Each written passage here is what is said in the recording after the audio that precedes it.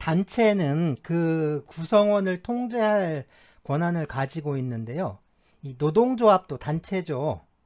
그러니까 노동조합 역시 이 노동조합의 구성원인 조합원을 통제할 수 있는 그런 권한을 가지고 있는데요.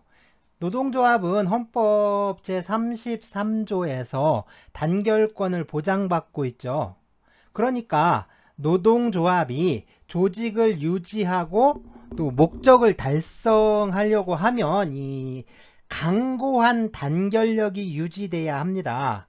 그렇기 때문에 이 노동조합은 단결권을 확보하기 위해서 이 조합원들에 대해서 일정한 강제라든가 또 제재를 가할 수 있는 통제권이라는 권한을 갖고 있는데요. 네, 노동조합의 통제권은 이러한 단결권 보장에서 유래한 것입니다. 거기다가 이 노동조합은 그 다른 일반적인 단체들하고는 다르게 헌법과 노동조합법에 의해서 노동 조건을 규제할 수 있는 권능이 있고요. 또 특별한 법적인 보호도 받고 있죠. 그러니까 노동조합의 통제권이라는 게 순수하게 단결체에, 그러니까 이제 단체의 자치에만 맡겨질 수는 없고요. 단결권 확보를 위해서 그 필요한 한도 내에서 그리고 합리적인 범위 내에서 그 노동조합의 민주성, 다시 말해서 이 노동조합의 민주적 운영 원칙에 따라서 공정하게 행사가 돼야 합니다. 네, 그렇겠죠. 네, 공정하게 민주성 원칙에 따라 이 공정하게 행사되어야 한다라고 할 수가 있는 거죠. 노동조합의 조합원은 노동조합에 대해서 일정한 권리를 갖고 있으면서 동시에 각종, 그러니까 여러 가지 의무도 부담하게 되는데요. 조합원의 의무는 구체적으로는 이 노동조합 규약에 규정되어 있겠지만 이거를 일반적으로 좀 살펴본다면 네, 노동조합의 강령과 규약을 준수할 의무가 있고요. 또 노동조합의 방침이나 결의 그리고 지시에 대해서 복종을 해야 합니다. 또 노동조합비를 납부해야 하죠. 자, 조합원이 이러한 조합원의 기본적인 의무에 위반할 경우 조합원은 통제 처분의 대상이 된다라고 할 수가 있습니다.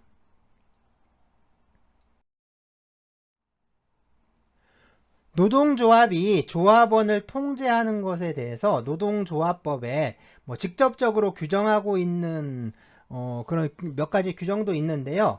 네, 노동조합법 제11조에서 노동조합 조직의 그 자주적 민주적 운영을 보장하기 위해 노동조합의 규약에 좀 기재해야 할 그 필수적 기재사항을 규정하고 있는데요. 네, 제13호에서 대표자와 임원의 규약 위반에 대한 탄핵에 관한 사항과 네, 제15호에서 규율과 통제에 관한 사항을 필수적 기재사항으로 규정하고 있습니다. 네, 15호에 이렇게 규율과 통제에 관한 이제 사항을 필수적으로 기재하고 있으니까 규약에 노동조합 규약에 노동조합의 통제권에 대한 어떤 구체적인 규정을 두게 되겠죠. 다음으로 노동조합법 제22조인데요. 네, 조합원의 권리와 의무라는 표제어를 달고 있죠. 그리고 노동조합의 조합원은 균등하게 그 노동조합의 모든 문제에 참여할 권리와 의무를 가진다. 다만 노동조합은 그 규약으로 조합비를 납부하지 아니하는 조합원의 권리를 제한할 수 있다.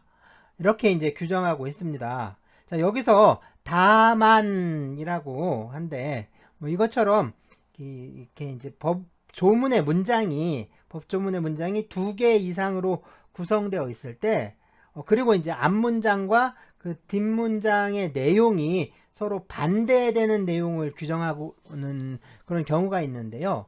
자, 이런 경우에 이 뒷문장은 앞에 문장의 내용에 반대되는 내용이기 때문에 이렇게 이제 그러나, 다만, 또는 단 이렇게 이제 시작하게 됩니다.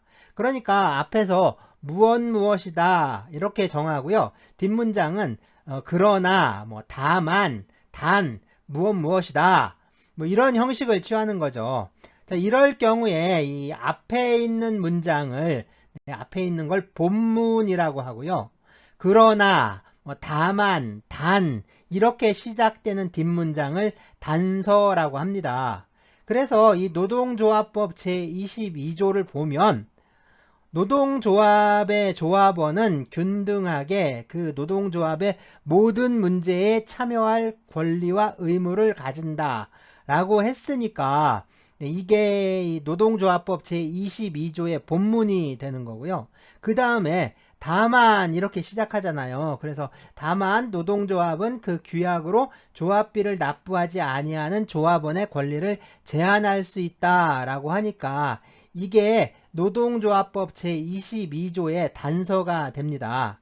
자, 여기 노동조합법 제22조에서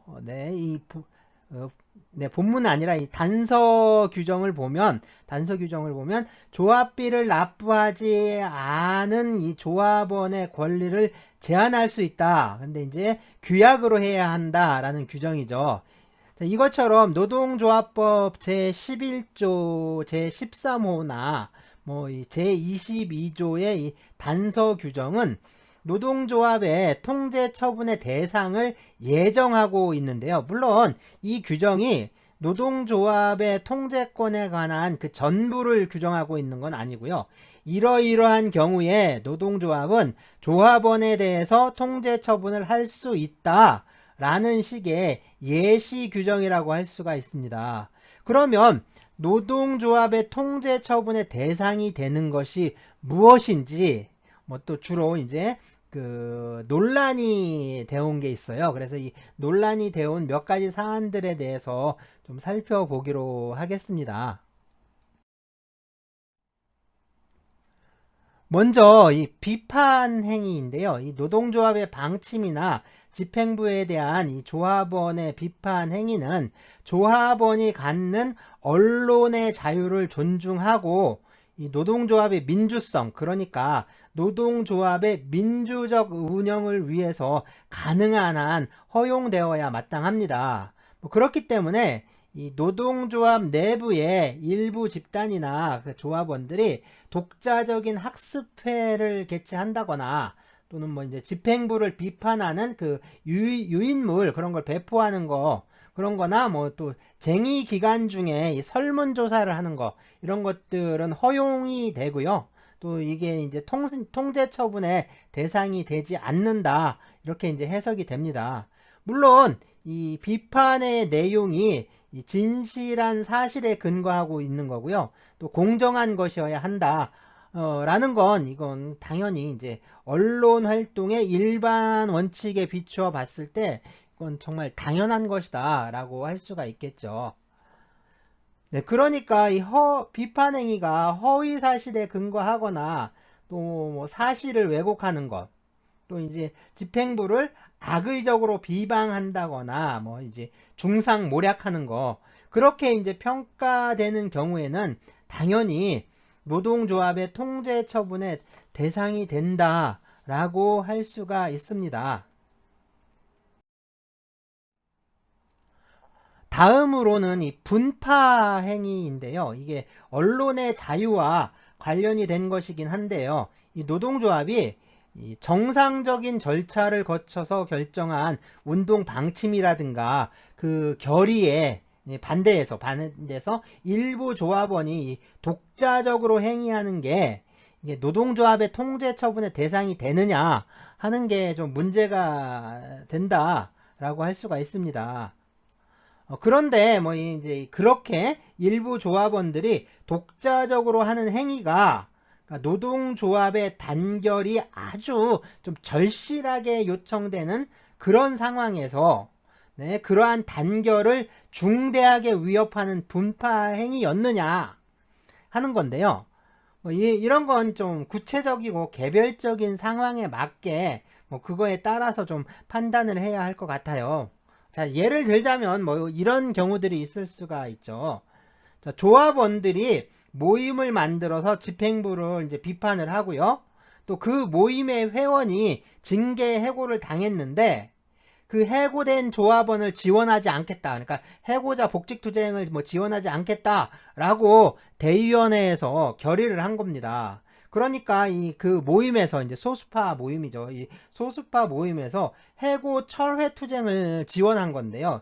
자, 이런 경우에는 노동조합의 통제 처분의 대상이 되지 않는다라고 합니다.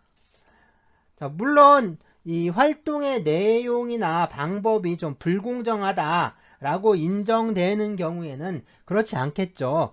그런 경우에는 통제 처분의 대상이 좀 될 수가 있습니다.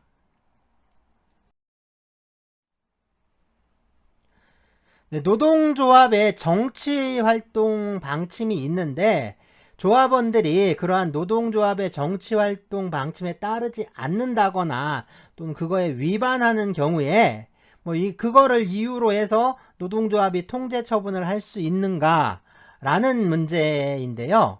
이런 문제는 그 조합원이 그러한 활동에 협력할 의무, 그러니까 이 노동조합의 그러한 방침에 따라야 할 의무가 있느냐, 그거에 따라 이제 결정이 되는 거죠. 노동조합이 좀 민주적이고 합법적인 절차를 거쳐서 어떠한 활동을 하기로 결정을 합니다. 그러면 그러한 노동조합의 결정에 조합원이 협력해야 할 그런 의무가 좀 발생하려면 노동조합이 결정한 그 활동이 노동 조건의 유지나 개선, 또는 이제 그 밖에 이제 노동자의 경제적이고 또 사회적인 지위의 향상, 그리고 조합원의 권리와 이익의 증진, 이런 노동조합의 목적과 관련된 관련이 있어야 하는 거죠. 또한 조합원이 이 민주사회의 시민의 한 사람으로서 갖는 그 자유와 권리라는 것도 역시 배려를 해야 합니다.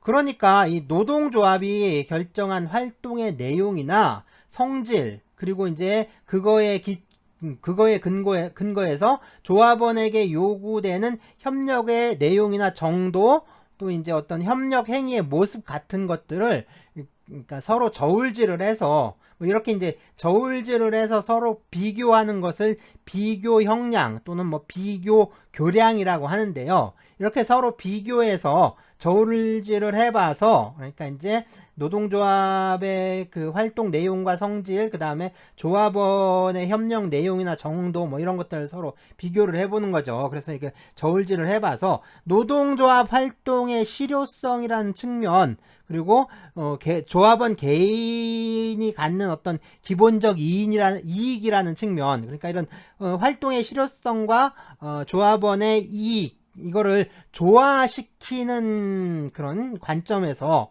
노동조합의 통제력과 조합원의 협력 의무 사이에 어떤 합리적인 한계를 설정할 필요가 있다라고 할 수가 있습니다.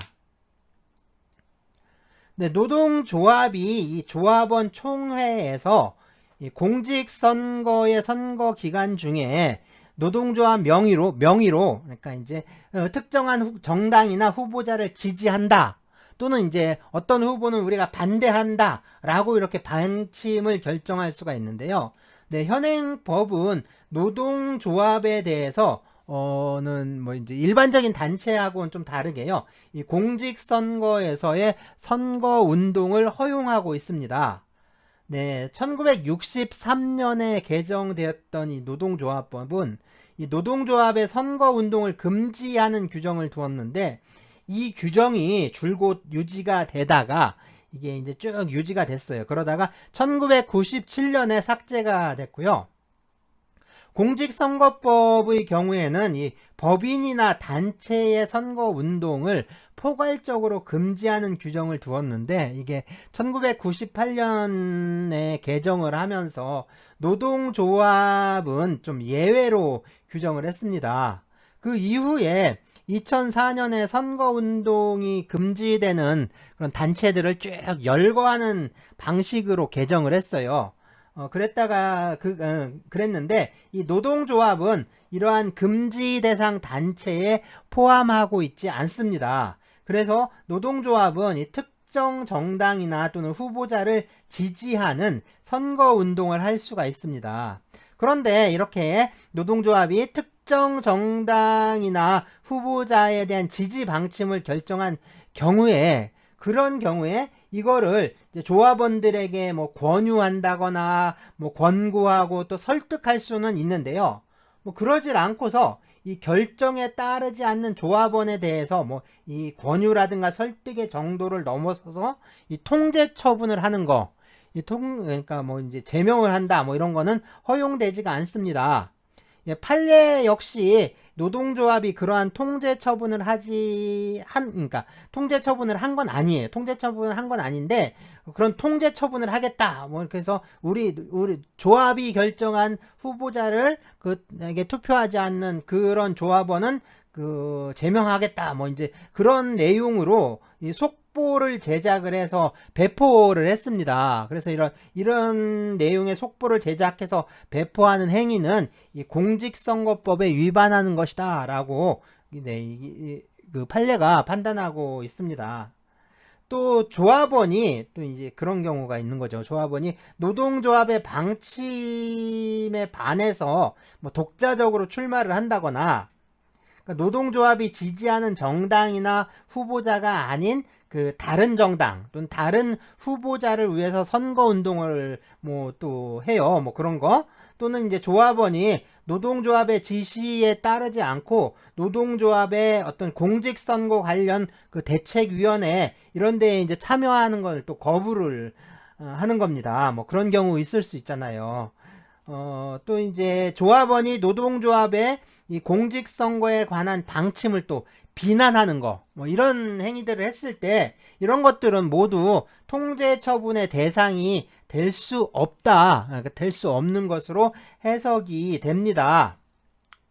네, 또한 뭐 그런 경우들이 있을 수 있잖아요. 이게 노동조합의 정치 활동이 꼭 공직선거에 관한 게 아니라 어떤 입법이라든가 행정 조치를 뭐 이제 촉진하는 거, 그거를 뭐 이제 촉구한다거나 또는 어떤 그 입법이나 행정 조치에 반대하는 거, 그런 경우에도, 이런 경우도 역시 정치 활동에 포함이 되는데, 이런 경우에도 역시 이제 이 특정 정당이나 후보자에 대한 어떤 그 선거 운동과 똑같이 적용이 됩니다. 그래서 만약에 이제 노동조합이 뭐 환경 운동을 하면서 어떤 그 활동을 한다, 또는 뭐 이제 핵이라든가, 네, 이제 특히 이제 핵발전소 이런 게 많이 문제가 되죠.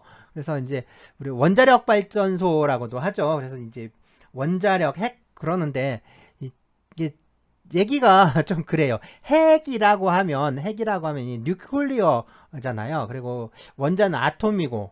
근데 이게 사실은 뭐냐면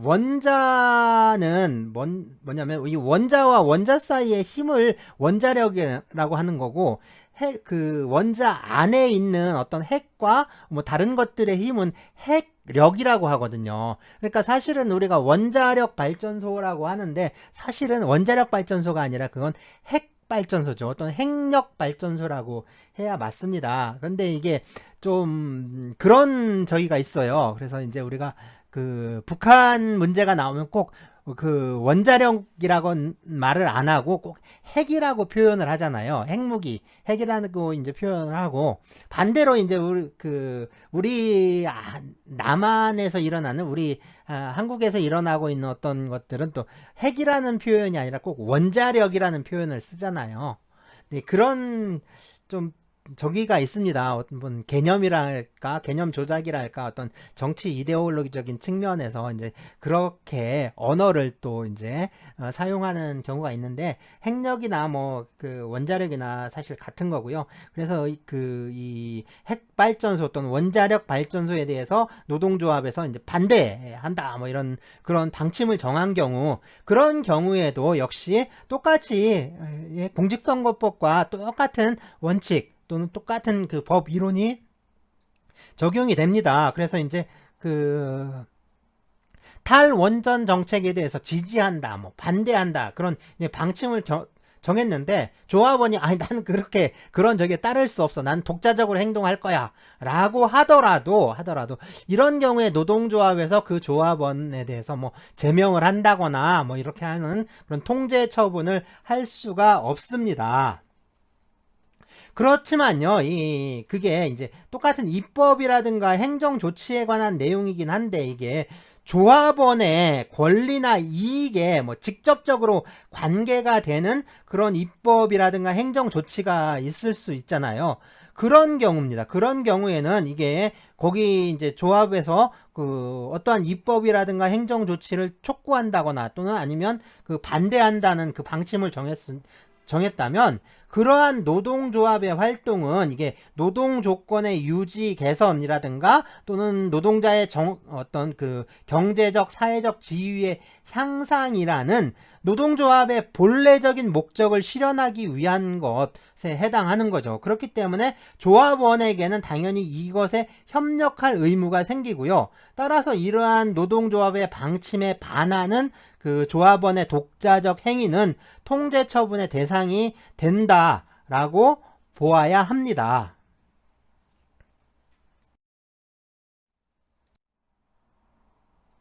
네, 단체 교섭은 이 노동조합이 노동조건의 유지 개선이라는 그 목적을 달성하기 위한 기본적인 활동이라고 할 수가 있는데요. 그렇기 때문에 조합원은 이 단체 교섭을 좀 성공적으로 타결시키기 위해서 노동조합이 지시하는 그 쟁의행위에 참가를 해야 되는데, 그러한 쟁의행위에 참가하지 않는 경우에는 당연히 이 통제 처분의 대상이 될 수가 있습니다. 또한 이 노동조합의 어떤 단체 교섭을 방해하는 그런 독자적인 행위를 했을 때도 마찬가지인데요. 뭐 예를 들자면 이 노동조합 지도부가 단체 교섭을 하고 있는데, 그러한 이 어떤 좀 노동조합 집행부의 단체 교섭에 대해서 반대하고 독자적으로 와일드캣 스트라이크라고 하는데요. 이게 들고양이 파업, 뭐 살쾡이 파업이라고 라고도 하는데, 그러니까 독자적으로, 그러니까 노동조합이 아닌 어떤 쟁의단 형태를 꾸려서 이 쟁의단이 파업을 벌이는 겁니다. 그래서 이런 와일드캣 스트라이크라고 하는데, 이 와일드캣 스트라이크를 벌인다거나 또는 이제 단체 교섭이 거의 타결되고 있는 막 이제 타결을 앞둔 시점에서 갑자기 이제 교섭에 참가한 집행부들의 교섭 방침을 뭐 비판을 하면서 이제 파업을 또는 쟁의행위에 돌입하자라고 막 주장하는 그런 유인물 등을 막 이렇게 배포하는 경우, 이런 경우가 이 단체 교섭을 방해하는 그런 독자적인 행위 유형에 속하고요. 이런 경우 역시 노동조합의 통제 처분의 대상이 된다라고 하겠습니다. 자, 위법한 행위를 조합원이 이제 거부하는 경우인데요. 뭐 예를 들자면 이 노동조합이 조합원에게 뭐 폭력이라든가 파괴 행위를 수반하는 그런 쟁의 행위에 이제 참가하라라고 이제 지시를 했는데, 자, 이런 지시에 대해서 조합원이 거부하는 경우에 이때 이제 통제 처분의 대상이 되느냐 하는 게 좀 문제가 될 수 있습니다. 네, 그 노동조합의 어떤 내부적인 그 윤리라든가 규범이란 측면에서 본다면 확실하게 이러한 경우에 지시를 거부하는 것도 노동조합의 단결을 좀 위태롭게 하고 단결을 저해하는 행위에 속한다라고 할 수가 있는데요. 네, 그렇지만 이 조합원과 어떤 노동조합 사이의 분쟁이란 것도 결국에는 이 어떤 국가의 법 체계를 통해서 해결할 수밖에 없는 것이기 때문에 이러한 지시에 따르는 행동이 좀 위법한데 그럼에도 불구하고 이 조합원에게 그 지시에 따를 의무를 뭐 이제 인정한다. 라는 건 좀 곤란한 거죠. 그래서 이러한 어떤 위법한 행위에 대한 참가 의무라는 거는 좀 부인되어야 하지 않겠느냐 하는 겁니다. 그래서 이러한 그 노동조합의 어떤 폭력이라든가 위법 행위에 대한 지시를 거부하는 거, 이런 것들은 통제 처분의 대상이 되지 않는다라고 해야 합니다. 네, 그렇게 봐야겠죠. 네, 노동조합법에서 이 노동조합 대표자와 임원의 규약 위반에 관한 탄핵에 관한 사항과 이 규율과 통제에 관한 사항을 규약의 그 필수적 기재사항으로 규정하고 있었는데요. 네, 노동조합법 제11조 제13호와 제15호에서 규정하고 있었습니다. 이것에 따라서 이 노동조합의 규약은 대부분 이 통제처분의 대상이라든가, 그러니까 통제처분을 하는 그 사유, 그 다음에 내용, 뭐 절차 이런 것들을 규정하고 있습니다. 네, 규약으로 정하는 이 통제 처분의 내용들을 보면 뭐 경고라든가 또는 뭐 이제 벌금 또는 뭐 벌칙금을 부과하는, 가벼운 거는 뭐 여기서부터 시작을 해서 무거운 거는 이제 권리 정지라든가 뭐 제명 뭐 이런 거까지 이제 다양하게 좀 규정하고 있습니다. 조합원의 행위가 어떤 이 통제 처분의 대상이 되는 경우에는 이 규약으로 정한 여러 가지 그 내용의 어떤 처분 중에서 어느 것을 부과할 것인가 라는 건 이게 그 이제 단체 자치에, 그러니까 그 노동조합의 그 재량에 맡겨져 있습니다. 네, 하지만 이 통제 처분이 우리 이제 사회 통념상 아주 현저하게 좀 가혹한 경우가 있을 수 있잖아요. 사소한 건데 그걸 가지고서 뭐 곧바로 뭐 제명 처분을 내린다거나 뭐 이런 그렇게 하는 경우, 이런 그런 경우에는 이 통제권을 남용하는 것으로서 무효가 된다, 이렇게 이제 해석이 됩니다. 네, 또 노동조합법은 이 조합비를 납부하지 않은 조합원에 대한 그 권리 제한을 허용하고 있었죠. 네, 제22조 단서 규정이었는데요. 네, 앞에서도 봤죠. 노동조합의 조합원은 균등하게 그 노동조합의 모든 문제에 참여할 권리와 의무를 가진다. 그리고 다만 노동조합은 그 규약으로 그러니까 조합비를 납부하지 아니하는 조합원의 권리를 제한할 수 있다. 이렇게 이제 규정하고 있었습니다. 네, 여기서 이제 이 권리 제한은 뭘 의미하는 것이냐 했을 때, 이 권리 제한이라는 것은 권리 정지 처분을 말하는 것이지, 이게 이제 조합원의 지위까지 박탈해버리는 그런 제명을 포함하는 개념은 아니다. 뭐 이제 이렇게 이제 해야 되는 거죠. 노동조합이 조합원에게 이 통제 처분을 할 때에는 이 공정한 절차에 따라서 이루어져야 하는데요. 그러니까 노동조합의 어떤 민주성 또는 민주적 운영이라는 그런 원칙에 따라 공정한 절차가 보장되어야 합니다. 네, 그래서 우선적으로 이 조합원에게, 그러니까 통제 처분의 대상이 되는 조합원에게 통제 처분의 사유를 통지를 하고, 그리고 변명할 수 있는 기회를 충분히 부여해야 하고요. 다음으로는 그 통제 처분이 집행부의 제안에 대해서 징계위원회라든가 이런 어떤 규약으로 정한 그 징계기관의 의결을 거쳐야 합니다. 이 경우에 이 통제 처분이 임원의 해임을 내용으로 하는 경우에는 총회의 의결을 거쳐야 하죠. 네, 노동조합법 제16조 제1항 제2호에 규정되어 있고요. 또 규약으로 통제 처분 의결 기관을 미리 정하지 않은 경우라든가 또는 이제 조합원에게 좀 치명적인 제명 처분 같은 그런 처분을 하는 경우에는 원칙적으로 이 총회의 의결을 거쳐야 한다라고 해석이 됩니다. 자, 이 통제 처분의 의결은 이 직접 또는 비밀, 무기명 투표의 방법으로 해야 하고요. 이게 누군지 알 수 있는 기립이라든가 또는 이제 거수하는 방법, 박수로 통과하는 그런 방법으로 할 수는 없다라고 해석이 되고요. 이 통제 처분의 대상자가 여러 명인 경우에는 이걸 하나로 일괄해서 의결할 수는 없고, 네, 한 사람 한 사람씩, 즉 각자에 대해서 분리해서 의결을 해야 합니다.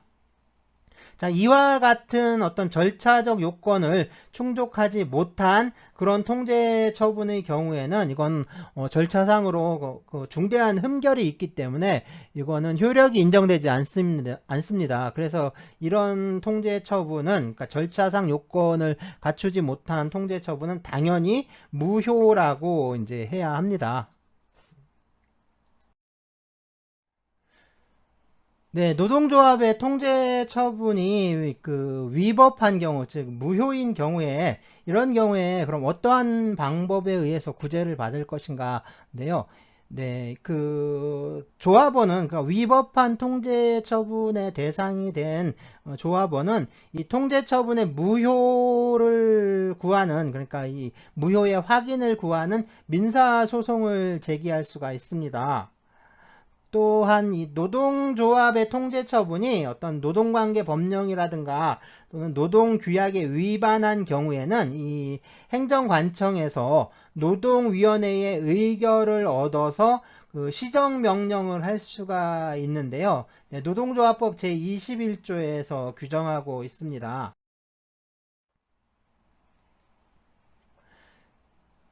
네, 제21조에 규약 및 결의 처분의 시정이라고 되어 있죠. 그래서 제2항에 행정관청은 노동조합의 결의 또는 처분이 노동관계 법령 또는 규약에 위반된다고 인정할 경우에는 노동위원회의 의결을 얻어 그 시정을 명할 수 있다라고 하고요. 그 다음에 이게 이제 노동관계 법령이 아니라 단지 이제 규약에 위반하는 경우인데, 다만 규약 위반 시의 시정명령은 이해관계인의 신청이 있는 경우에 한한다라고 하고 있습니다. 그러니까 이 노동조합의 어떤 위법한 통제 처분을 받은 조합원은 행정관청에 규약 위반 사항에 대한, 그러니까 통제 처분에 대한 시정 명령을 내려달라고 이렇게 이제 신청을 할 수가 있겠죠.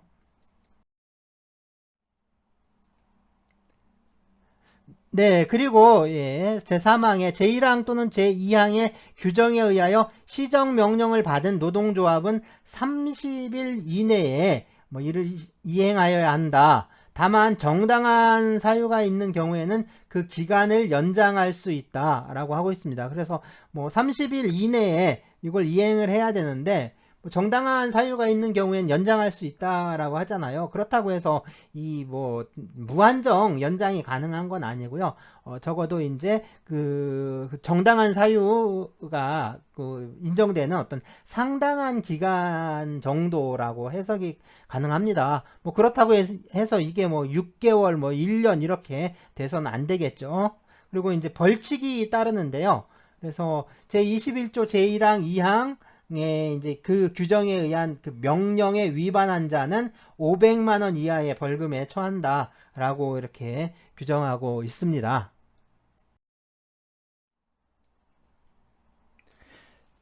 네, 이제 노동조합의 활동에 대해서 살펴볼 텐데요. 보통 줄여서 조합활동이란 말을 많이 씁니다. 그래서 조합활동이라고 하는데, 예, 노동자가 이 노동조합의 목적을 달성하기 위해서 많은 그 행동을 합니다. 그러니까 많은 활동들을 하는데요. 그 중에 뭐 노동조합을 조직한다라거나 또는 노동조합에 가입하는 행위, 그 다음에 뭐 단체 교섭이나 또는 뭐 이제 노동쟁의 행위 이런 거 외에, 그러니까 노동조합의 조직 또는 노동조합의 가입, 단체 교섭, 뭐 쟁의 행위 이런 것들을 제외한 그런 것들을 제외한 나머지 활동들을 이 조합 활동이라고 보통 부릅니다.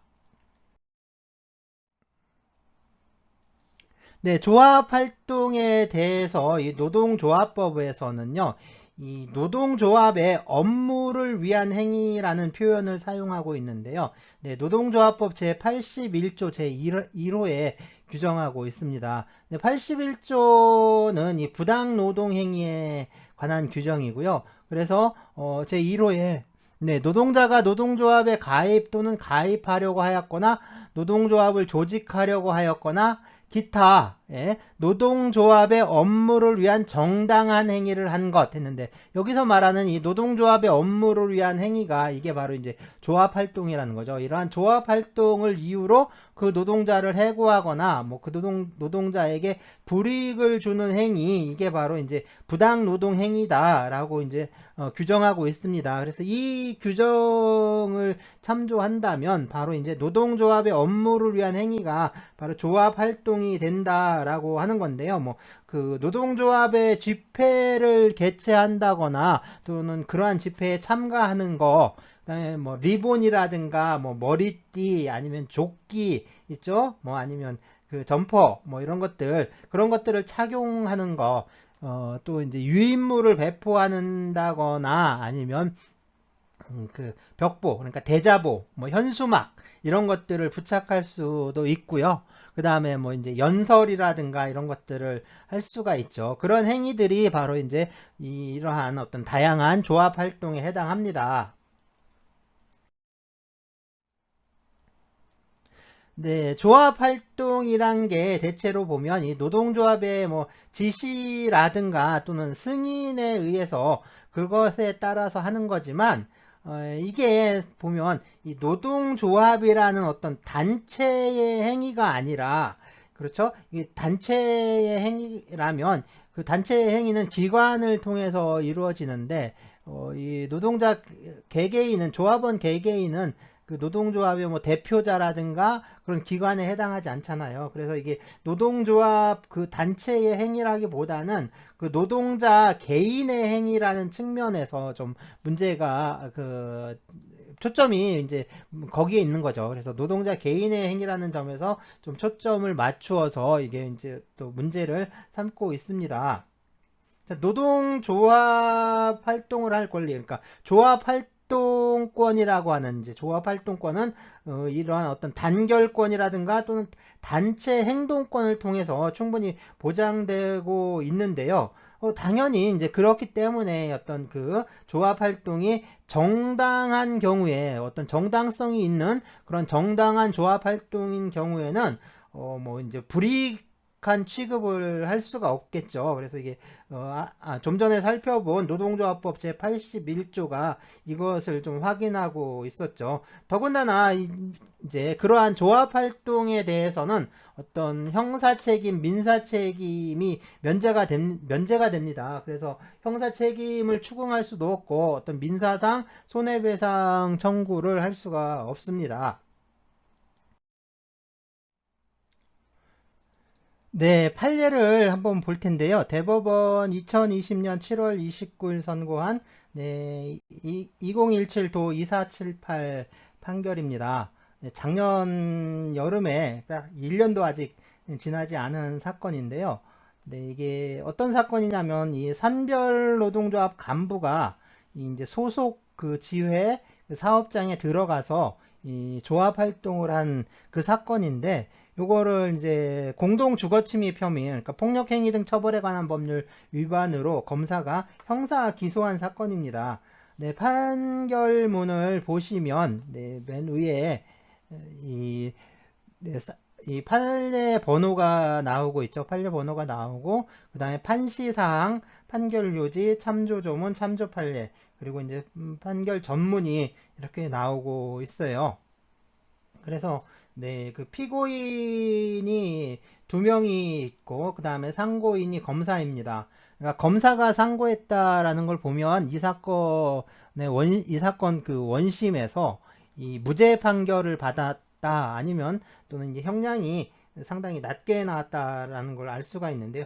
통상 그 무죄 판결이 아니라면 검사가 상고하면 피고인 역시 같이 상고를 하게 돼 있는데, 이 피고인이 상고하지 않은 걸 보면 이 사건은 무죄 판결이 났었다라는 것을 좀 추정할 수가 있고요. 그 다음에 뭐 변호인 있고, 원심 판결이 이제 청주지방법원에서 2017년에 있었던 판결입니다. 주문에서 보시면 상고를 모두 기각한다라고 하고 있죠. 네, 그래서 이 사실관계를 먼저 파악을 해야 되는데요. 이 사실관계를 보시면 그 상고 이유에서 판결 이유에서 상고 이유를 판단한다라고 하고 1과 2가 있는데 2에 있습니다. 2에 사실관계를 좀 기재하고 있는데요. 그러니까 이 사람들은, 그러니까 이제 그 공소외 일 노동조합이라고 했잖아요. 그러니까 그 노동조합에 있었는데, 이 노동조합이 그러니까 산업별 노동조합입니다. 그래서 이 산별노조 소속 간부들이고, 그 다음에 이 간부들이 그 회사가 이 산업안전보건법에 위반했던 그 사실에 대한 그 증거를 수집하려고 그 회사 소속 어떤 공장 내에 있는 그 생산 1공장에 이제 들어갔습니다. 그런데 이제 공장에 들어갔는데, 이 들어가기 전에도 이 노동조합에 소속된 그 지부 소속된 간부들이 또한 이제 그런 같은 목적으로, 그러니까 산업안전보건법 위반 사실의 증거를 수집하려는 목적으로 이 사건의 공장을 방문해서 그 공장을 이제 돌아봤는데, 이때도 관리자들이 뭐 별다른 제지를 하지 않았고, 뭐 현장 순회를 그렇게 이제 쭉 해왔던 것 같아요. 그리고 이제 이 피고인들이 이 사건에 있었던 공장이나 시설 설비 뭐 이런 것들을 그냥 작동시킨 게 아니라 그냥 눈으로 이렇게 그냥 살펴보았을 뿐이고, 그 시간도 그러니까 뭐 많이 걸린 것도 아니고 30분에서 40분 정도에 그쳤습니다. 그 다음에 그렇게 이제 현장을 돌아보면서 뭐 이제 그 회사 측을 뭐 폭행한다거나 또는 뭐 이제 협박하거나 강제적인 어떤 물리력을 행사한 것도 없고요. 그 다음에 또 근무를 하고 있는 그 노동자들의 업무를 방해했다거나 소란을 피운 사실도 없었다는 겁니다. 자, 이랬는데 결국에는 이제 뭐 회사 쪽에서 했겠죠. 그래서 이제 뭐 이제 신고를 해서 그 주거침입 혐의로 형사 기소가 된 사안인데, 하지만 이제 법원에서는 쭉 이제 그렇게 판단한 거죠. 이 피고인들의 행위는 노동조건의 유지 개선을 위한 조합 활동으로서의 필요성이 인정되고, 그런 점에서 이제 그러한 활동으로 인해서 회사 측의 어떤 시설 관리권의 본질적인 부분을 침해했다라고 이제 볼 수가 없다. 그렇기 때문에 무죄이다라고 이제 판단을 한 것입니다. 그렇다면 이런 조합 활동을 할 때, 그러니까 조합원들이 조합 활동을 할 때 그 조합 활동이 어떤 정당성을 갖기 위해서는 어떠한 요건들을 갖추어야 하는가? 즉, 노동자의 조합 활동이 그 정당한 것으로 인정받아서 법적으로 보호받기 위한 그런 요건들이 무엇이냐 하는 건데요. 이 판결 아주 자세하게 설명을 하고 있습니다. 그래서 노동조합의 조합 활동은 노동자가 가지는 어떤 결사의 자유라든가 노동 3권의 바탕을 둔 것으로서 노동조합 및 노동관계조정법 제1조의 목적을 달성하기 위하여 정당한 행위죠. 그러니까 그런 정당한 행위에 대해서는 민형사상 면책이 되고요. 면책이 되는데, 그래서 노동조합의 활동이 정당하다라고 하려면 먼저, 그렇죠. 이제 첫째, 그러니까 주체적인 측면에서 보면 행위의 성질상 노동조합의 활동으로 볼 수 있거나 노동조합의 묵시적 수권 혹은 승인을 받았다라고 볼 수 있는 것이어야 하고요. 네, 그런 측면에서 보면 당연히 그 산업 현장을, 그러니까 지부의 산업 현장, 공장 생산 시설이 있었던 그 현장을 둘러보는 것은 노동조합의 활동이라고 당연히 볼 수가 있고, 그 산별 노조에선 당연히 여기에 대해서 승인을 한 거죠. 그러니까 노동조합의 간부들이 그 생산 공장을 이제 들어가게 됐던 거죠. 그 다음에 이제 두 번째, 이 목적의 측면인데요. 이 노동 조건의 유지, 개선과 노동자의 경제적 지위의 향상을 도모하기 위하여 필요하고 노동자들의 단결 강화에 도움이 되는 행위여야 합니다. 자, 이러한 측면에서 이 사건을 본다면 당연히 산업안전보건법 위반 사실을 찾아서 그거를 이제 개선하고 시정하도록 하는 것은 당연히 노동 조건을 개선하는 것이고 노동자의 경제적 지위를 향상하는 것이다라고 당연히 볼 수가 있는 거죠. 네, 그리고 이제 세 번째로는 이 시기적인 측면인데요. 이 취업 규칙이나 단체 협약에 뭐 별도의 허용 규정이 있거나 관행이나 또 사용자의 승낙이 있는 경우 그 외에는 원칙적으로 근무 시간 외에 행해져야 합니다. 네, 이 사건의 경우에는 왜 문제가 되냐면 이 산별노조는 이 초기업적 조직이잖아요. 그러니까 산별노조의 간부들은 실제로 이 방문한 생산 공장의 노동자가 아닐 수 있습니다. 그렇죠. 그러니까 뭐 시기적인 문제는 여기서 크게 문제될 사안은 아니고요. 중요한 건 이 네 번째 문제인데요. 이 수단과 방법에서의, 그러니까 그 정당성 문제인데, 이러한 수단과 방법의 측면에서 사업장 내 조합 활동에서는 사용자의 시설 관리권에 바탕을 둔 합리적인 규율이나 제약에 따라야 하며 폭력과 파괴행위 등의 방법에 의하지 않는 것이어야 한다라고 하고 있습니다. 특히 이 네 번째, 그러니까 세 번째, 네 번째인데 이 시기수단 방법 뭐 이런 요건들은요, 이 조합 활동과 사용자의 어떤 노무 지휘권, 그 다음에 시설 관리권 이런 것들이 충돌할 경우에 그 정당성을 어떠한 기준으로 정할 것인지 뭐 하는 그런 문제들인데, 자, 이 요건을 갖추었는지 그걸 판단할 때는 이 조합 활동의 필요성과 긴급성, 그 다음에 조합 활동으로 행해지는 개별 행위의 경위와 뭐 구체적인 태양, 그 다음에 사용자의 그 노무 지휘권, 시설 관리권 뭐 이런 것들의 침해 여부와 정도, 그 밖에 노동관계의 여러 사정을 종합해서 이 충돌되는 가치를 객관적으로 비교, 형량하여 실질적인 관점에서 판단하여야 한다라고 이렇게 판결을 하고 있습니다. 그런 측면에서 본다면 사실 이 시설관리권이라는 측면에서 보더라도 이 산별 노조의 간부들이 생산공장에 방문했을 때 이게 어떤 노무지휘권이나 시설관리권을 침해하는 행위가 있었다고 보기는 어려운 거죠. 뭐 그 노동자들의 업무를 방해하거나 소란을 피운 것도 아니고, 그 다음에 뭐 폭행, 협박, 강제적인 물리력을 행사한 것도 아니고, 단지 그냥 그 노동조건의 유지 개선을 위한 어떤 조합 활동으로서 공장의 시설이라든가 설비 등을 그냥 한 30분에서 40분 정도 그냥 쓱 둘러본 것 뿐이니까, 이런 것들이 어떤 그 정당성이 인정되지 않을 정도로 시설관리권이나 노무지휘권을 그 훼손하는 것이다, 그 본질적으로 침해한 것이다 라고 보기는 어렵다라는 겁니다. 그래서 이제 이 무죄 판결이 나온 사안인데요. 당연히 무죄 판결이 나온 것과 별도로 민사상 책임 역시 이런 경우에 추궁할 수가 없습니다. 이런 경우엔 정당한 조합 활동이라고 이제 봐야겠죠.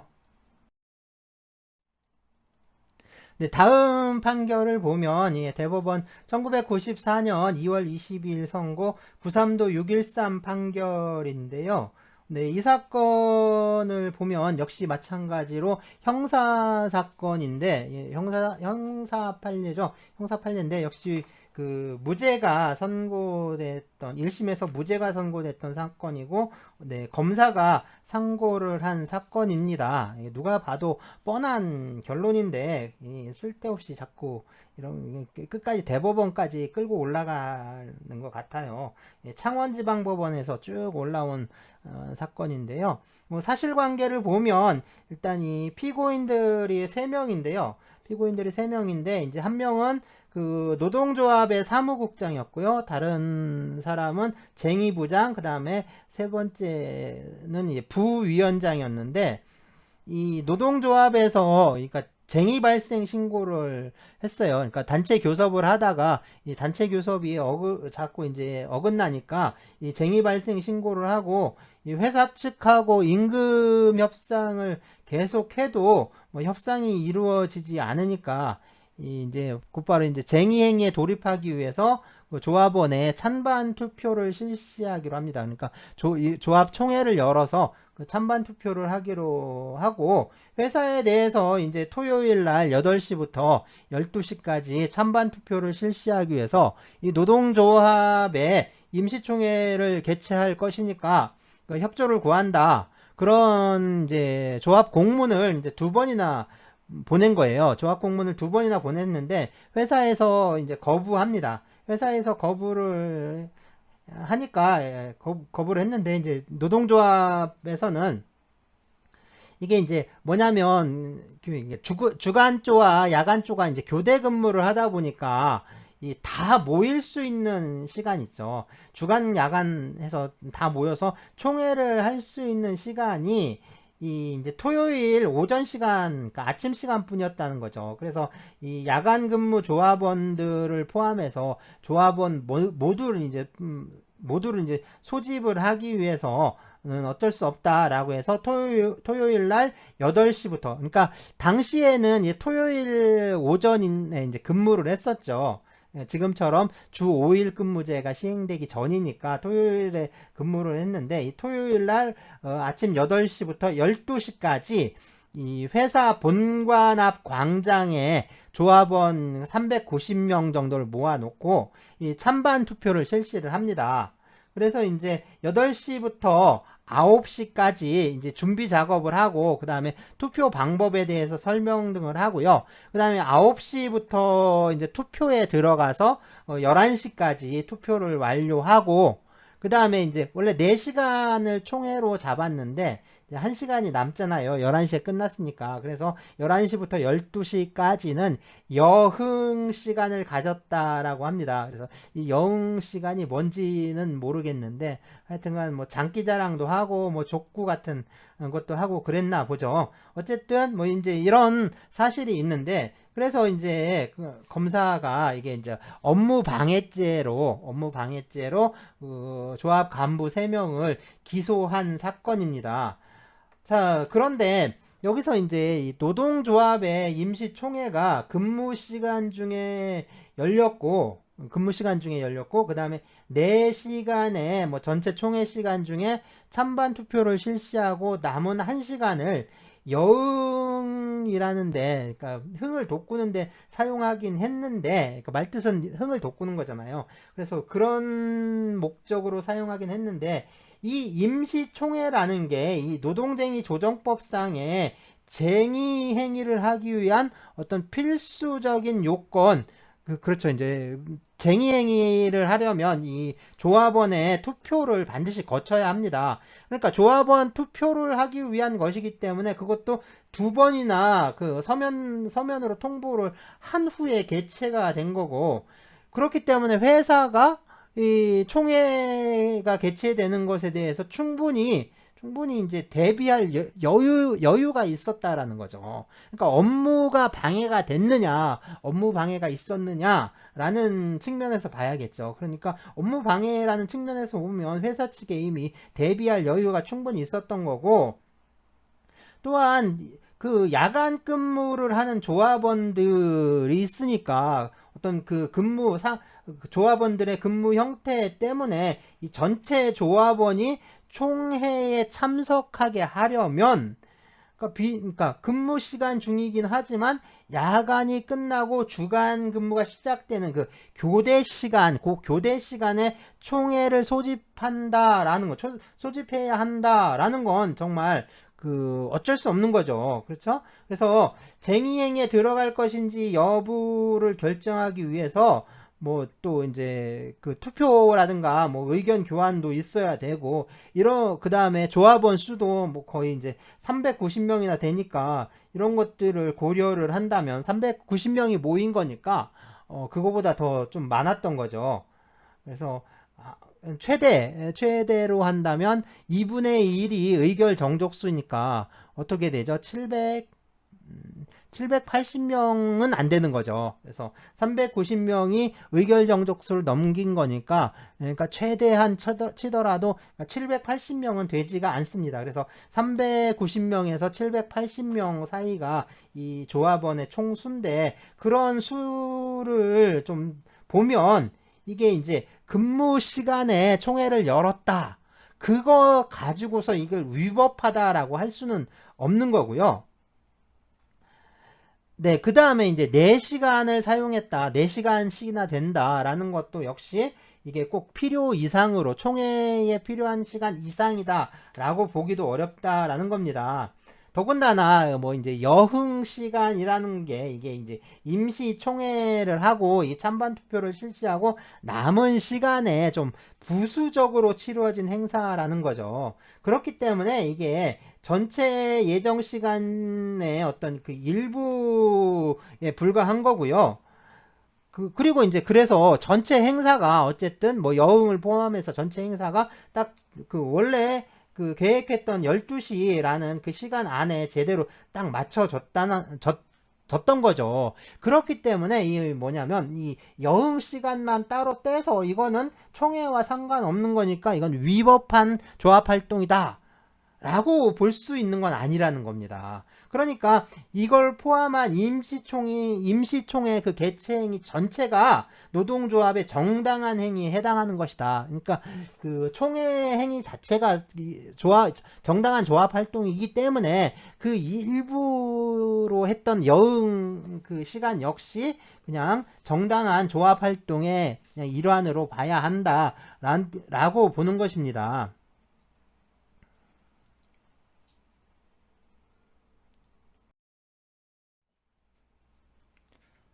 네, 이 사건은 민사사건인데요. 대법원 1995년 2월 17일 선고 9사다 44422 판결입니다.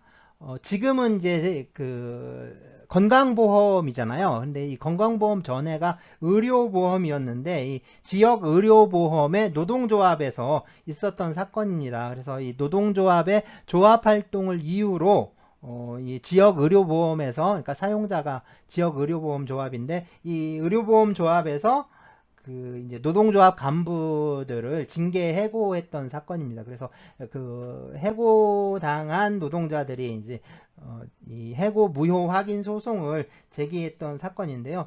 사실관계를 보면 이제 두 번째 피고 소송 대리인의 상고 이유를 본다라고 되어 있는데 이제 두 번째 제2점에 대해서 하고 제3점에 대해서 뭐 여기에 이제 쭉 나오고 있습니다. 그래서 제2점에 대해서 보면 네, 이제 기록에 비춰 관계 증거를 살펴보면 뭐 이렇게 이제 시작을 하는데요. 원고들이 이제 가입한 이 노동조합의 정기 총회는 이 조합의 규약상 매년 10월에 한 번 이루어지는 것으로 이렇게 규정이 되어 있고요. 또 이 단체 협약, 그러니까 노동조합과 지역 의료보험 조합이 체결한 단체 협약에 의하면 이 정기 총회는 업무 시간 중에도 할 수 있고 그냥 다만 사전에 통보하도록 이렇게 규정하고 있습니다. 그래서 이 지역 의료보험조합 노동조합이죠. 그래서 이 노동조합이 노동조합 정기총회 개최 사실을 이제 의료보험조합을 비롯해서 뭐 이제 서울시에 이제 22개가 있었대요. 그래서 22개 그러니까 언제냐면 이제 94년 뭐 이때 기준으로 하는 거죠. 그래서 이제 이게 원심 판결이 이제 94년에 이루어졌으니까 뭐 그 이전에 서울특별시의 구가 아마 22개가 있었나 봅니다. 그래서 이 22개의 각구 의료보험조합에 그 이제 실시 18일 전에 모두 통지를 했고요. 서울특별시에도 그 개최 신고를 완료를 했습니다.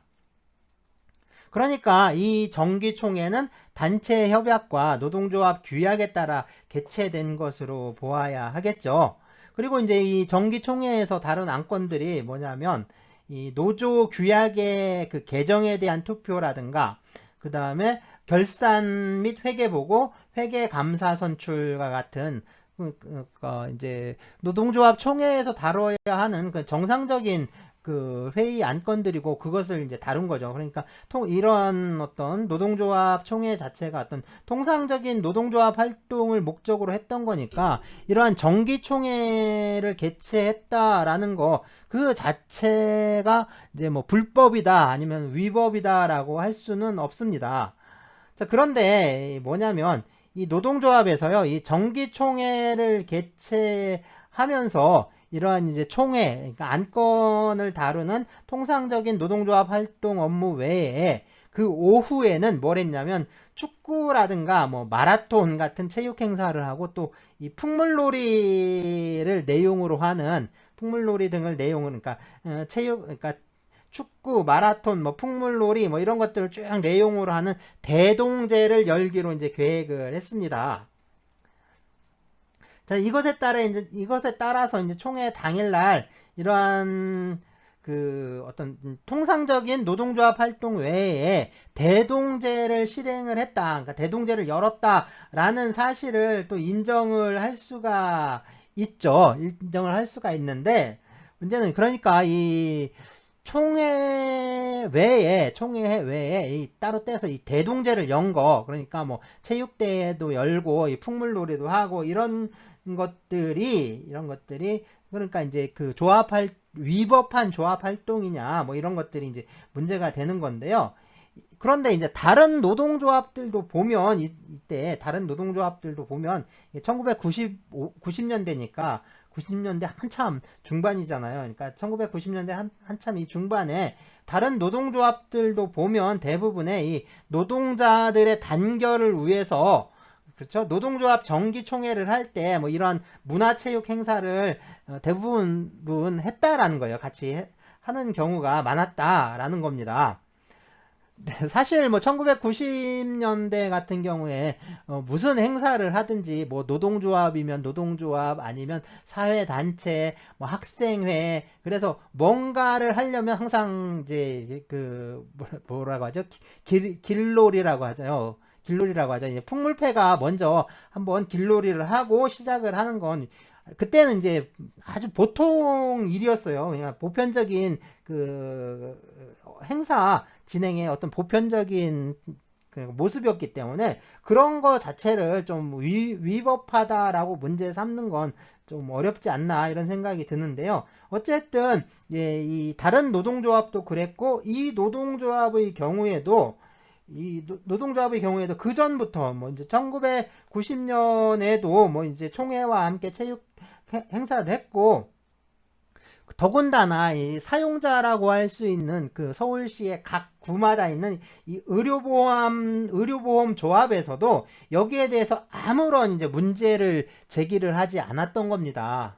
더군다나 이제 그때 이제 이 노동조합에서 그 총회를 열기로 한 장소를 이제 연세대라든가 뭐 이제 여러 것을 좀 물색을 했는데 그래서 이게 80년대 말부터 90년대 초반까지만 하더라도 이 각 대학 교정에서 이런 행사들이 많이 열렸죠. 많이 열렸는데 이게 이제 좀 그 90년대 중반부터 들어가면서 이 94년 5년 이때 되면 좀 어려워지기 시작하죠. 그래서 한총련 사태도 있고 그러니까 이게 좀 대학을 빌리는 게 어려워지니까 최종적으로는 이 한강 둔치라고 하죠. 요즘은 둔치라고 하는데 예전에는 고수부지라고 했죠. 그래서 한강 고수부지에서 그냥 오전만 사용하기로 이제 허가를 받고 그 이제 그 총회 전날까지 뭐 이제 쭉 해서 준비를 하자 해서 이제 준비를 했어요.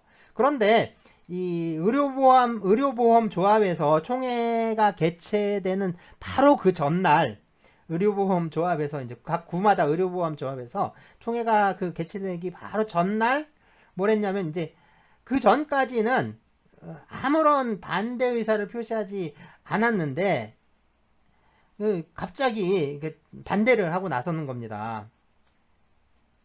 근데 갑자기 이제 반대를 한 거예요. 그러니까 그 총회 개최에 대해서 이제 허가할 수 없다, 뭐 이런 식으로 그 제기를 한 거죠. 그런데 이게 이제 그래요. 그래서 이 노동조합은 그래서 당초 예정대로 정기총회를 개최함에 있어서도 사용자 측에 총회 일정을 최대한 빨리 끝내고 노조원들을 업무에 복귀시키겠다라고 제의를 하는 등 아주 사태의 원만한 수습을 위해서 노력을 했다라는 거고요. 조합원 중에 10%의 인원을 사무실에 잔류케 해서 업무가 마비되지 않도록 조치를 강구했다. 뭐 이런 사실이 인정된다 라는 겁니다. 그렇기 때문에, 이런 게 인정되기 때문에 정기총회를 개최했다라는 것이 어떤 불법적인 쟁의를 위한 어떤 불순한 의도가 있었다라고 보기는 어려운 거죠. 그리고 이 단체 협약이나 뭐 취업 규칙에 뭐 이제 특별히 정한 게 없다면 이 노동조합이 뭐 일방적으로 업무 시간에 뭐 체육대회를 한다거나 뭐 이런 것들은 원칙적으로 허용되지 않고요. 그 다음에 또 사용자가 노무지휘권에 기해서 사전에 이러한 업무 시간 중에 체육대회를 허용하지 아니할 수 있습니다. 그런데 이 사건을 보면, 이 사건 노동조합의 경우에는 그러니까 예정된 정기총회에서 그 체육 행사 같은 걸 한다, 그런 행사가 개최된다라는 걸 조합원들에게 미리 공고를 했고, 총회 전날까지 또 각 노동조합 지부별로 이 체육 행사를 대비한 연습을 해 왔고요. 또 총회 당일에는 결승전이 치러지는 총회 당일에 이제 결승전을 치를 수 있게 그 전에 예선전을 다 완료를 했습니다. 그래서 사전 준비 활동까지 거의 다 전부 다 마친 상태에서 이 정기 총회를 하면서 이러한 체육 행사가 포함된 대동제를 진행했다, 그런 사실을 알면서, 그죠? 그 회사에서도 알고 있었어요. 알고 있으면서 노동조합으로부터 정기총회의 개최를 통보받고 18일이 지나는 동안 아무런 이의 제기를 하지 않았어요. 그러다 갑자기 총회 바로 전날 구청에서 지시가 떨어지니까, 구청에서 막아라 라고 하니까 체육 행사를 문제를 삼아가지고 총회 전날 업무 종료 시간인 5시가 돼서야 이제 개최 예정일인 오전에는 정상 근무를 하고 오후에 정기총회를 개최해라 라고 지시를 한 거죠. 그런데 이 총회 장소로 사용하기로 한 한강 고수부지가 총회 허가 시간이 오전에 한정이 되어 있었던 겁니다. 그러니까 오후부터는 이 총회 개최가 장소 문제상 불가능한데, 그러니까 그런 거 전혀 고려 없이 그냥 뭐 총회 또 변경 공고를 할 수 있는 어떤 최소한 24시간의 시간적 여유, 그런 것도 이제 없는데, 그런 게 없으니까 아무리 서울시나 구청에서 그거를 이제 총회를 하지 마라 라고 지시를 하더라도 이제 어쩔 수 없는 거죠. 이 대규모 노동조합이 되다 보니까 계획에 잡힌 것을 그대로 밀고 가는 수밖에 없습니다. 이게 화물차, 커다란 화물차랑 같아요. 커다란 화물차가 정지하기가 상당히 어렵잖아요. 브레이크를 밟는다는 게 어렵죠. 그렇기 때문에 이런 대규모 거대한 조직 같은 경우도 마찬가지입니다. 이미 오래전에 잡혀있는 계획이 있다면 그것을 한껏 갑자기 바꿀 수 없는 거예요. 그래서 총회를 개최하게 된 건데, 이러한 총회 개최가 위법하다 또는 뭐 불법이다라고 할 수가 없는 거죠. 그러니까 이미 그 사용자 이게 사실은 이제 서울시가 뒤에서 명령을 내린 건데, 그래서 이제 각 구청에서 다시 또 지시를 한 거고, 그러니까 이제 구의 지역 의료보험 조합에서 지역 의보가 이런 식으로 이제 나온 거죠. 그러니까 이게 사실은 뭐랄까, 이게 이제 그 전에 충분히 협의를 거칠 수 있는 시간에는 가만히 있다가 이제 어쩔 수 없이 이제 총회를 개최해야 하는 그 바로 전날 이런 식으로 갑자기 통보를 하는 건, 이런 건 사실 이제 민사적인 관계에서 보더라도 이런 건 신의 성실의 원칙에 반하는 그런 행위죠. 그래서 이런 것들은 허용될 수 없다라고 봐야 됩니다. 이런 건 더군다나 그래서 이제 그 정기총회를 열고 정기총회에 참석하고 뭐 다른 조합원들을 정기총회에 참석하도록 했다, 그런 이유를 들어서 이게 이제 징계 해고하는 거는 이건 신의 성실의 원칙에 반하는 아주 추저분한 짓이죠. 아주 추저분한 짓이기 때문에 이러한, 그래서 이제 뭐 이제 그 업무 방해가 아니라 이러한 것들 있죠. 이런 것들은 모두 사실은 그것에 의한 해고 사유는 이게 무효라고 봐야 합니다. 그래서 이게 무효라고 볼 수밖에 없는 거죠. 그래서 노동조합이 정기총회를 개최하면서 통상적인 그 총회 활동 외에 여기에 대동제를 실시를 같이 했다라고 해서 이게 꼭 뭐랄까, 정당한 조합 활동의 범위에 들어가지 않는 뭐 불법이다 아니면 위법이다라고 할 수는 없습니다. 역시 대동제도 이제 정당한 조합 활동으로 인정이 된다라고 할 수 있다라는 판결이죠. 자, 노동조합 활동이 이 정당성을 가지려면요, 이 주체적인 측면에서 봤을 때 이 정당성을 가지려면 조합원이 이 노동조합의 결의나 지시에 따라 한 어떤 그런 조직적 활동이어야 합니다.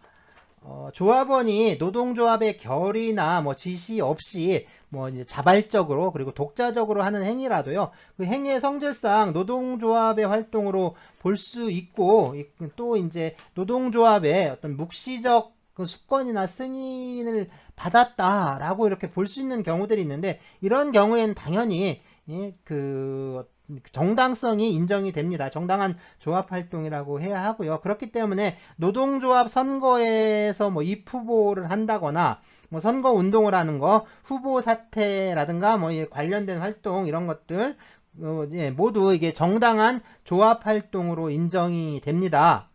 네, 집행부에 좀 반대하는 어떤 소수파 조합원들이 이 집행부의 방침이라든가 뭐 자세, 결의 이런 것들을 비판하고 또 반대하는 활동들 있죠. 이런 활동도 당연히 정당성이 부정되는 건 아니죠. 이런 것들도 그 정당성이 인정이 되고요. 그래서 정당한 조합 활동의 하나로 인정이 됩니다.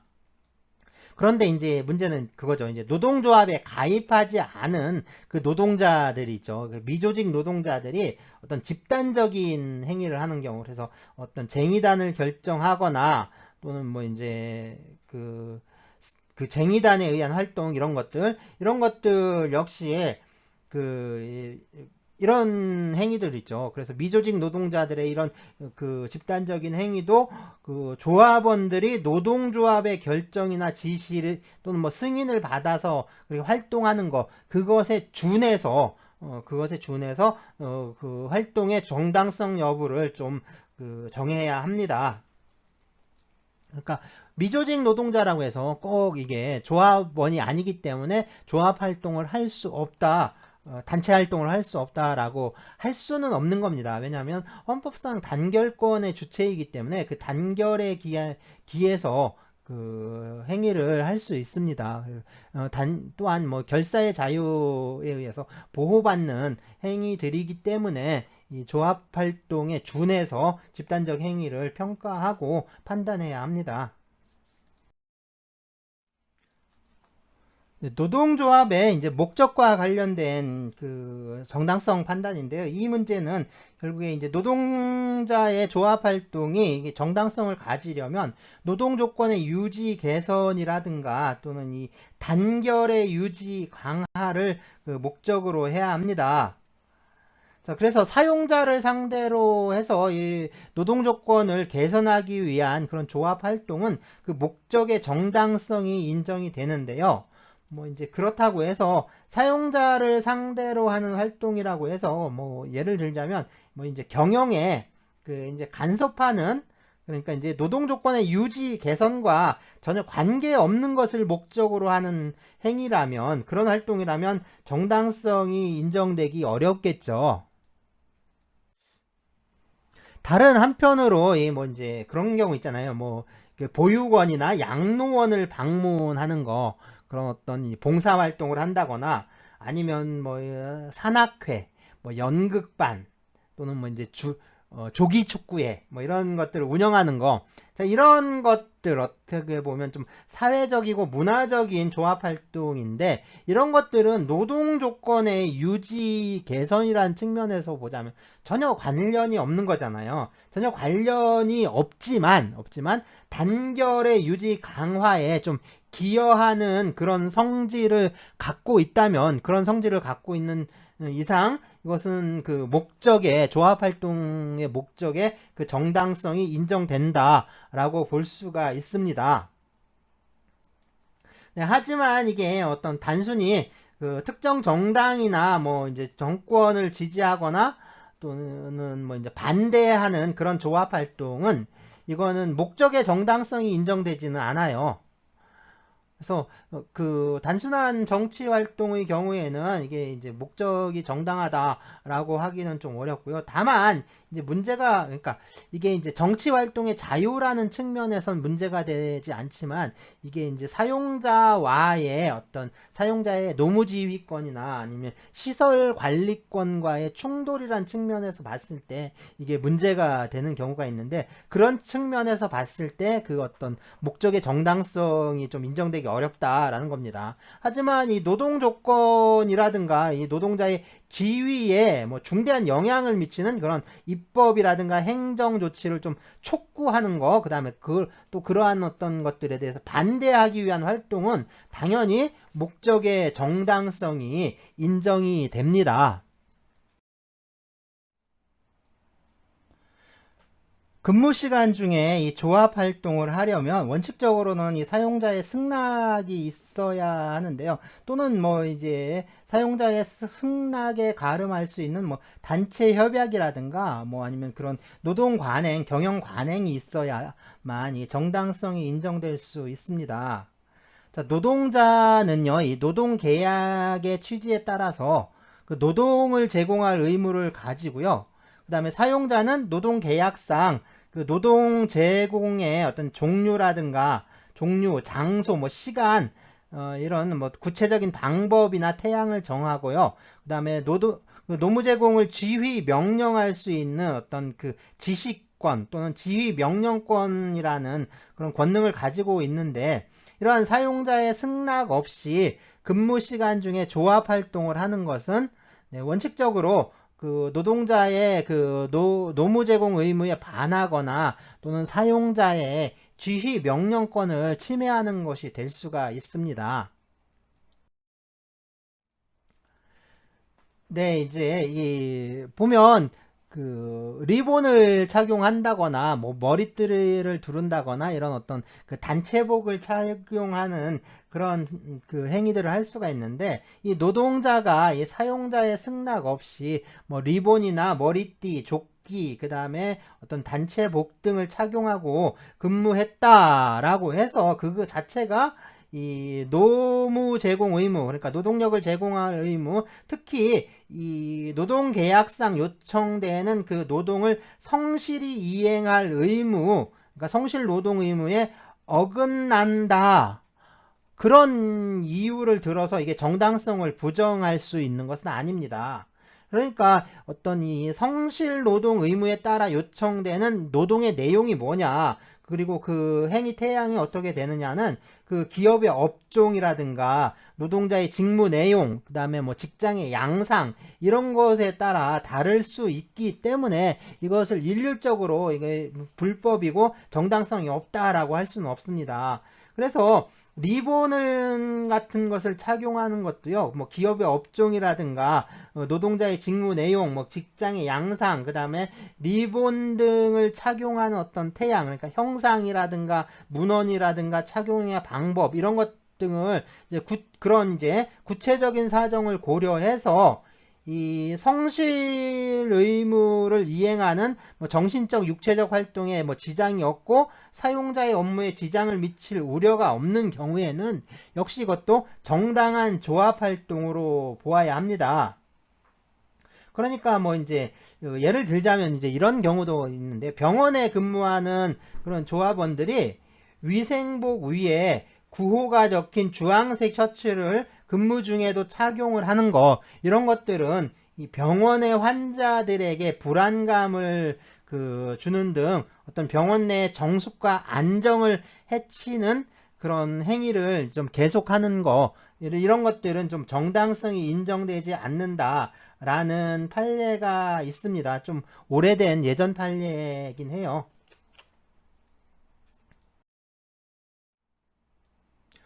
네, 노동조합 집회를 개최한다거나 또는 그 개최한 집회에 참가하는 경우인데요. 이런 경우에 이 사용자의 승낙을 받지 않고 뭐 총회라든가 보고대회, 규탄대회 또는 문화제, 뭐 체육행사 이런 것 등의 집회를 근무 시간 중에 개최하거나 참가하는 것은 이 지휘 명령권을, 그러니까 사용자의 지시권을 침해하는 행위니까 이게 정당성이 인정되기 어려운데요. 하지만 이 근무 시간 중에 집회의 필요성이나 뭐 지휘 명령권의 침해의 정도라든가 뭐 그런 어떤 여러 사정들을 고려해 봤을 때 예외적으로 좀 정당성을 인정해야 할 필요성이 있을 때도 있습니다. 그런 경우에는 좀 정당하다라고 할 수 있겠죠. 앞에서 살펴본 1993년 판결이 있었는데 그 판결에서 봤듯이 네, 쟁의행위 찬반 투표를 위한 그 임시총회를 소집하겠다라고 해서 2번이나 걸쳐서 서면으로 통보를 했고, 그래서 사용자가 거기에 대한 충분히 대비할 수 있는 시간적 여유가 있었고요. 그 다음에 주야 교대 근무 형태로 근무를 하기 때문에 이 전체 조합원이 총회에 참석하기가 참 어렵기 때문에 근무 시간에 소집할 수밖에 없었다. 그런 이제 사정이 있었죠. 그런 사정이 있었던 경우에 이 총회는 근무 시간에 열렸다라는 것만으로 이게 위법하다, 그러니까 불법이다라고 하기는 어렵다라는 겁니다. 다른 한편으로 봤을 때 이제 그 단체 협약에 이 규정을 두는 경우가 있거든요. 단체 협약에 노동조합 집회에 관한 그 사용자의 배려 규정 같은 것들을 좀 협약에 마련을 해 놓는 경우가 있는데, 이것처럼 사전 통보를 조건으로 이 근무 시간 중에 집회를 허용하는 경우가 있을 수 있습니다. 그러면 이런 경우에 사전 통보를 했다라고 해서 곧바로 그 집회가 정당하다라고 되는 건 아니고요. 뭐 이제 예를 들자면 이런 경우 이제 사전 통보를 조건으로 이제 근무 시간에 개최할 수 있는 그런 집회의 종류라든가 소요 시간이라든가 그런 횟수라든가 이런 것들을 좀 엄격하게 한정하는 경우가 있습니다. 그래서 뭐 1회계 년도에 뭐 정기 총회를 위해서 1년에 한 번 그 하루를 이제 근무 시간에 개최할 수 있도록 하고, 뭐 노동조합의 뭐 교육 행사라든가 그 연수 등을 위해서 뭐 월 1회 정도 이렇게 근무 시간 중에 2시간을 그 노동조합 행사를 위해 사용한다, 뭐 이런 그런 단체 협약 규정들을 좀 이렇게 횟수라든가 시간 종류 같은 것을 좀 제한을 해서 그렇게 규정을 하는 경우에, 그런 경우에는 이 사전 통보만 하고 그런 사전 통보에 의해서 집회를 개최하게 되면 바로 이제 정당한 집회라고 할 수가 있는데, 예, 그러한 그 제한이라든가 어떤 한정을 하지 않고 그냥 그 노동조합의 사전 통보할 수 있다, 뭐 이제 그런 식으로 이제 정한 경우에, 그런 경우에는 이게 이제 그 단순하게 사전 통보를 했다라고 해서 곧바로 정당성을 취득하는 게 아니라 그 집회가 근무 시간에 개최할 필요성이 있고 또 어떤 사용자의 지시권의 침해가 좀 경미한 경우에 그런 경우에만 그 정당성이 인정된다. 네, 그게 이제 우리 이제 판례의 태도입니다. 판례는 그렇게 판단하고 있는 거죠. 예, 단체 협약에 또 이제 근무 시간 중에 집회는 사전에 통보해야 하고 또 사용자는 특별한 사유가 없으면 승낙해야 한다. 뭐 이렇게 이제 규정하고 있는 경우도 있는데요. 이런 경우에는 사전 통보를 조건으로 뭐 집회를 허용한 게 아니라 이 노동조합이 이게 사전 통보한 각각의 집회에 대해서 사용자가 그 수시로 승낙 여부를 결정하되 그 사용자가 승낙권을 남용하지 않아야 한다. 그런 이제 합의라고 이제 이해가 된다라는 거죠. 이게 이제 역시 판례의 태도인데요. 판례는 그러니까 이렇게 보고 있습니다. 그래서 사용자의 승낙 없이 그 근무 시간에 집회를 개최하는 건 그 사용자가 승낙권을 남용하지 않은 이상 정당성은 인정되지 않는다라고 이렇게 보고 있습니다. 사업장 내에서의 이 조합 활동인데요. 이 사업장 내에서의 조합 활동은 사용자의 시설 관리권에 바탕을 둔 합리적인 규율이나 어떤 그 제약에 따라서 정당성이 인정될 수가 있습니다. 이 사용자는요, 이 사업의 물적 시설이나 설비를 이 사업 목적에 따라 이용한다거나 또는 이용할 수 있도록 적절히 보존하고 또 관리하는데 어떤 필요한 여러 가지 이제 조치를 할 수 있는 권한, 그러니까 이게 시설 관리권인데요. 이 시설 관리권을 가지고 있고요. 그리고 이러한 시설 관리권에 근거를 해서 뭐 취업 규칙 등의 이 노동자의 시설 이용에 관한 합리적인 규율이나 어떤 제약을 미리 정해서 그 시행할 수 있습니다. 그렇기 때문에 이 사업장 내의 조합 활동들 역시 이제 그 문제가 되는데 특히 이 시설 관리권과 그 조합 활동의 권리 사이에 이제 많은 충돌이 일어나겠죠. 그래서 이 핵심적인 문제는 결국에 이 시설 관리권과 이 조합 활동의 합리적인 조화를 어느 선에서 그 찾을 수 있는가, 그것이 이제 여기에서 문제가 됩니다. 자, 벽보나 이 현수막 같은 것을 좀 부착하는 경우인데요. 이 사용자가 관리하는 이 기업 시설을 좀 이용하는 그런 조합 활동의 경우에 이 사용자의 승낙을 받지 않고 하게 되면 그게 이제 정당성이 인정될 수 있느냐, 이게 문제가 되는 거죠. 그러니까 사용자의 뭐 허가나 승낙이나 뭐 이런 거 없이 이렇게 이제 무단으로 벽보나 현수막을 부착하는 행위가 그 조합 활동으로서 정당성이 인정될 수 있느냐, 이런 측면인데 여기에 대해서는 좀 견해가 좀 많이 나뉘고 있습니다. 가장 먼저 이제 첫 번째 학설을 보자면요. 이게 수인 의무설이라고 하는데, 자, 이제 기업별 그 노동조합 있죠. 기업별 단위 노동조합은 이 조합 활동을 위해서 기업 시설을 이용하는 것이 불가피하다라는 겁니다. 그렇기 때문에 일정한 범위 내에서 이 기업 시설을 이용할 권한을 가지고 있고, 사용자는 그 이용을 수인할 의무가 있다라고 이제 전제를 해요. 그리고 따라서 기업 시설을 이용하는 조합 활동의 경우에는 사용자의 승낙이 없더라도 원칙적으로 그 정당성이 좀 인정이 된다라고 보는 경우입니다. 그래서 이제 수인 의무설이라고 하고요. 자, 이제 두 번째 견해는 이제 권리 남용설이라고 하는데, 이 노동자의 기업시설 이용은 이 시설 관리권을 가진 사용자의 승낙이 있어야 가능한 것이니까 이 사용자의 승낙을 받지 않고 기업시설을 이용하는 조합 활동은 정당성을 인정할 수 없지만, 그 사용자가 시설 이용을 승낙하지 않는 것이 이 시설 관리권의 남용이라고 인정되는 그런 특별한 사정이 있는 경우에는, 그런 경우에는 정당성이 인정된다라고 보는 견해입니다. 그러니까 수인 의무설의 경우에는 상당히 그 정당성이 인정되는 범위가 넓다라고 할 수 있는데, 이 권리남용설의 경우에는 그거보다 좀 뭐랄까 그 정당성 인정 범위가 많이 줄어드는 거죠. 그리고 이제 세 번째 견해인데요.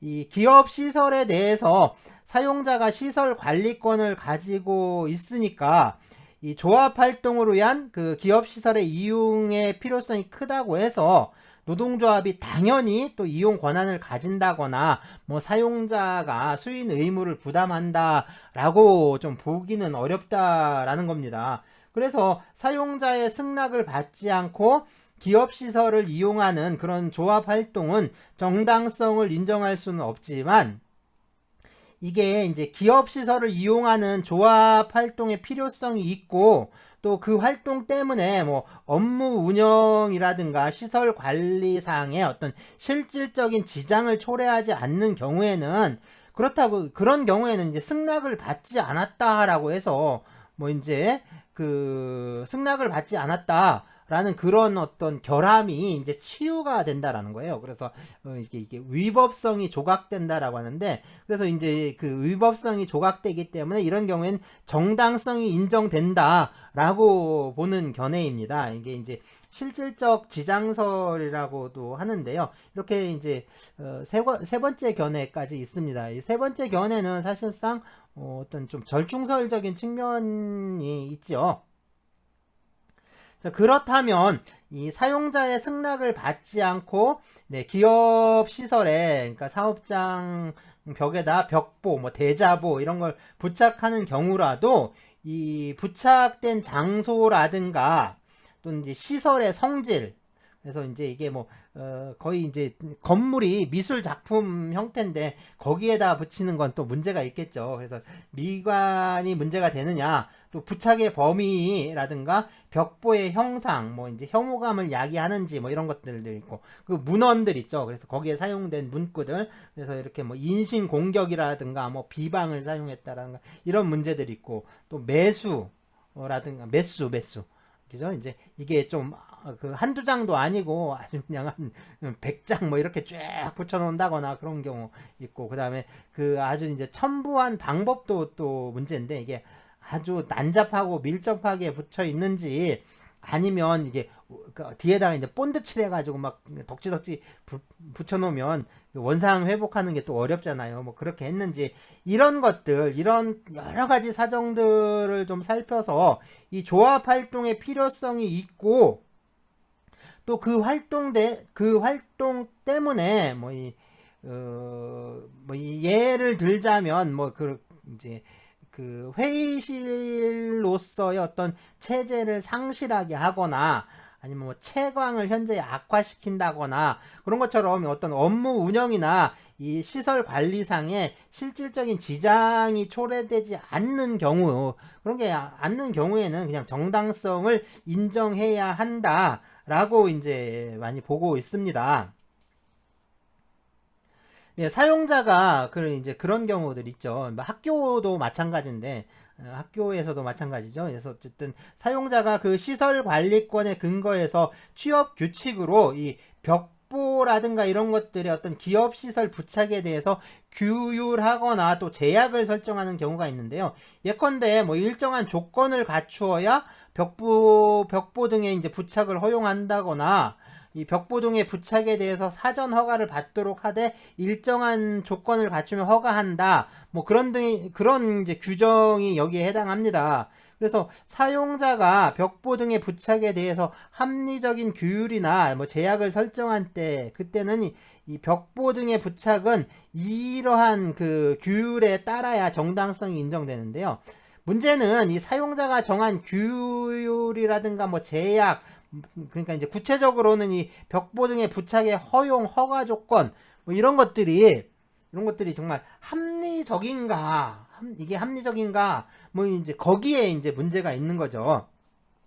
그래서 사용자가 벽보 등의 부착에 대해서 뭐 규율이나 제약을 설정하는 거는 업무 운영이나 뭐 이제 시설 관리를 좀 원활하게 하려고 하는 목적이니까, 그러니까 사용자가 시설 관리권을 가졌다라고 해서 업무 운영이나 시설 관리상의 그런 지장을 초래하지 않는 그런 벽보들의 부착까지 좀 제한하는 건, 그런 건 이제 어떤 그 노동자들의 어떤 언론의 자유라든가 뭐 노동 3권을 침해하는 것으로 봐야겠죠. 그래서 그런 제한이나 이런 것들은 무효라고 봐야 합니다. 예, 따라서 이 사용자가 규율하고 또 제약하는 거는 이 업무의 운영이라든가 시설 관리상의 어떤 지장을 초래하는 그런 벽보들에 대해서, 그런 벽보나 현수막들의 부착만을 좀 제한하는 것으로 봐야 하고요. 그러한 범위 내에서 합리성이 인정된다라고 할 수가 있습니다. 네, 이제 유인물을 배포하는 경우인데요. 이게 사용자의 승낙을 받지 않고 이 사용자가 관리하는 사업장 안에서 뭐 이제 유인물을 배포하는 이런 조합 활동도 그 사용자의 시설 관리권과 충돌이 되니까 역시 정당성이 인정되느냐, 이게 문제가 될 수 있는데요.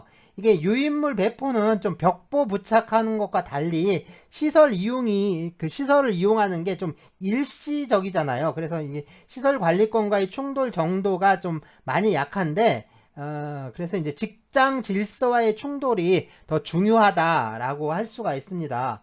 그래서 이제 유인물을 배포하는데 그 유인물의 내용이 뭐 인신공격이라든가 뭐 비방이 있다거나, 또는 뭐 배포하는 방법은 또 어떠냐, 뭐 직접 전달하는 거냐, 아니면 은밀하게 살포하는 거냐, 또 배포하는 시기가 근무 시간 중에 하는 거냐, 휴게 시간 등에 했느냐, 뭐 이런 여러 가지 사정들을 좀 살펴서 그 조합 활동의 필요성이 있고, 또 그 활동 때문에 어떤 그 업무 운영이나 시설 관리상의 실질적 지장을 초래하지 않는 경우라면, 그런 경우라면 이제 정당성을 인정해야 하는 거죠. 역시 판례도 역시 그래서 이런 정당성을 인정하고 있습니다. 자, 유인물의 내용과 관련해서 이 배포된 문서의 어떤 문구들, 그 문헌들이 뭐 다른 사람의 인격을 훼손하고 또 그 일부 내용은 또 허위이다. 뭐 그렇더라도요, 그 목적이 이 노동자의 어떤 경제적, 사회적 지위 향상을 위한 것이고, 그 내용이 또 전체적으로 봤을 때 일부는 허위 사실이긴 하지만 전체적으로 봤을 때는 그 진실한 경우에는 이 정당성이 인정이 됩니다.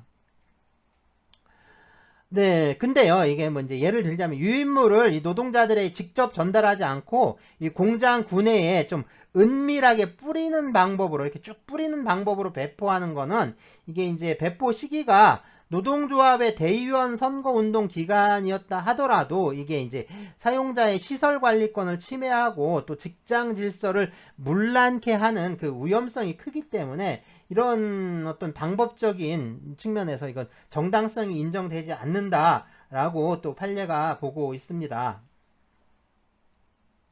네, 그리고 이제 사용자가 이 시설 관리권에 근거해서 취업 규칙으로 이 사업장 내에 유인물 배포에 대해서 좀 합리적 규율이나 또 제약을 설정하는 경우에, 유인물 배포하는 건 당연히 이거에 따라야 정당성이 인정이 되는데요. 네, 이제 사용자가 유인물 배포에 대해서 뭐 규율이나 제약을 설정한 건 주로 직장 질서를 유지하기 위한 것이니까, 사용자의 규율이나 제약은 이 직장 질서를 해할 우려가 있는 그런 유인물 배포만을 제한하는 것으로 봐야 하고요. 그 범위 내에서만 합리성이 인정될 수가 있습니다. 네, 이제 근무 시간 외에 사업장 밖에서 이루어지는 활동인데요. 이 근무 시간 외에 사업장 밖에서 이 사용자의 태도를 좀 비판하는 그런 유인물을 배포하거나 벽보 같은 걸 부착하는 그런 언론 활동 있죠. 그런 거라 하더라도 이 노동자의 이 노동계약상의 성실 의무에 위반하지 않아야 이 정당성이 인정된다라고 합니다.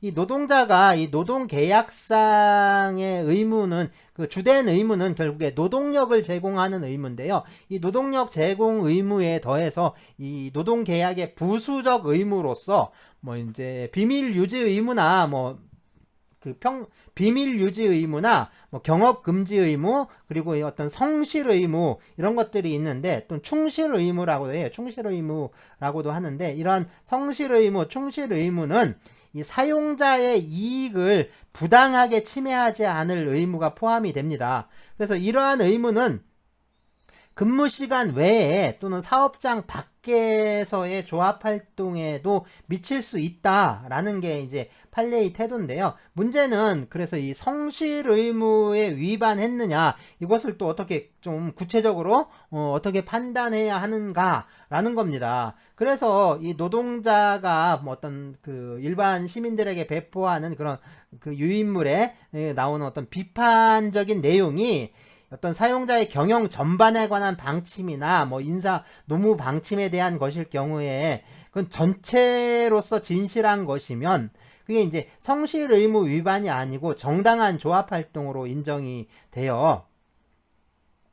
그런데 이제 그 다른 사람의 뭐 인격이라든가 신용, 명예 이런 것들을 또 훼손한다거나 또 실추시킨다거나 뭐 그렇게 될 염려가 있는 거, 또 이제 그 문서에 기재된 사실관계의 일부가 허위거나, 네, 또 이제 그 표현에 좀 다소 과장되고 왜곡된 점이 뭐 있을 수 있잖아요.